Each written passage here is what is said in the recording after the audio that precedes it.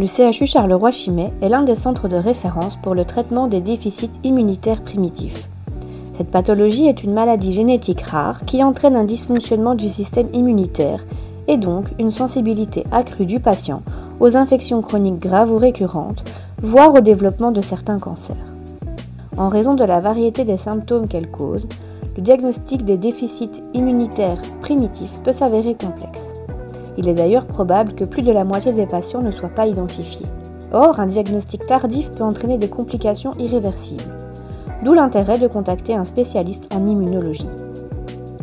Le traitement varie en fonction du type spécifique de déficience.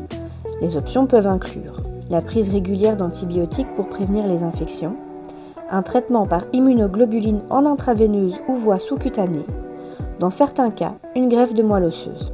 Au CHU Charleroi-Chimay, le traitement par immunoglobuline s'effectue au centre de thérapie de jour de l'hôpital civil Marie Curie ou de l'hôpital André Vézal. Le patient se présente aux admissions un quart d'heure avant son rendez-vous afin d'effectuer les démarches administratives et de récupérer son bracelet d'identification. Il se rend ensuite au centre de thérapie de jour où il signale sa présence au guichet et peut déjà fixer la date de son prochain traitement.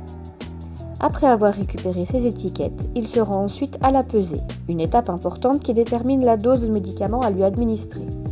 Une fois installé confortablement, soit en chambre, soit en fauteuil, le patient reçoit la visite de l'infirmière qui vérifie ses paramètres. En cas de température anormale, le traitement peut être reporté. Si en revanche les paramètres sont bons, la perfusion est placée et le traitement est lancé. La dose du traitement est augmentée progressivement toutes les demi-heures jusqu'à la vitesse de croisière, et ce, afin de s'assurer qu'aucun effet indésirable ne survient. Vu la consistance du médicament, il est impératif pour le patient de s'hydrater afin d'éviter les maux de tête et les nausées.